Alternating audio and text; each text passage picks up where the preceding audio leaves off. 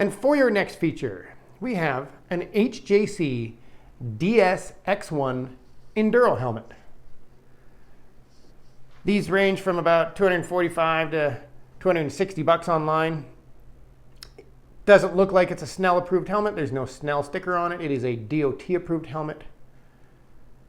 I would much prefer a Snell approved helmet. If you're buying a helmet, why not get the Snell approved? They're usually not that much more. We'll get into the Snell approved in a second. So what do I see on this helmet? Well, you got an adjuster here for your visor. Your other visor, I have to say it flexes a little bit when you're opening and closing it, like the actual visor will tweak on you. That to me, I'm not a big fan of. But if you want a really, really good quality fitting one, like say an Arai, well, now you're going to pay $700 or $900 for it. So you're going to make a sacrifice if you're not buying, say, the Arai or Shoei compared to this. It's got lots of little features, which I'm sure there's tons of videos to tell you all about those features. But this is real world reviews, and we want to tell you how has the helmet been after a while. HJC, I was never a fan of when I was in the motorcycle shops. They always represented the bottom end of everything we carried. And then they came out with the Icon line, and because of the Icon gloves, that kind of changed my opinion of HJC, so I had not tried them for a long time. I found their wind noise in their helmets was not that great back then. Now I have a couple of HJC helmets myself for street riding, and that has changed massively. I think it's a $99 helmet I have at home, a matte black $99 HJC, and I was blown away how much better it was than, say, my KBC helmet, which was triple the price.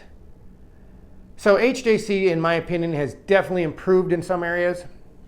In a lot of areas, their looks were always awesome. They always had a lot of wild schemes, all that kind of stuff, which I was a fan of. That's probably why they sold so many.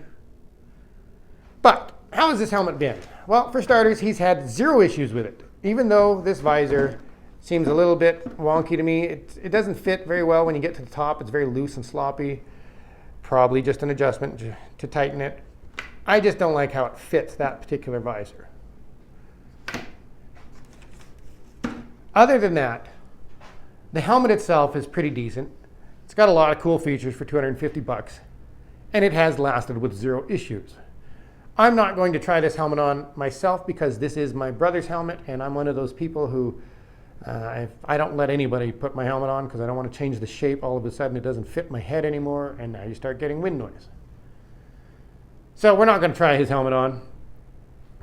It's built for him, obviously, now. Snell approval.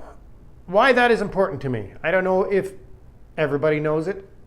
What is Snell approval ratings? That's where they actually test the helmet. Now, when I was in the bike industry, working at the bike shop, they would send you through training to let you know on why this helmet is better. They actually would send you through oil training. You had to go and learn all about the different oils.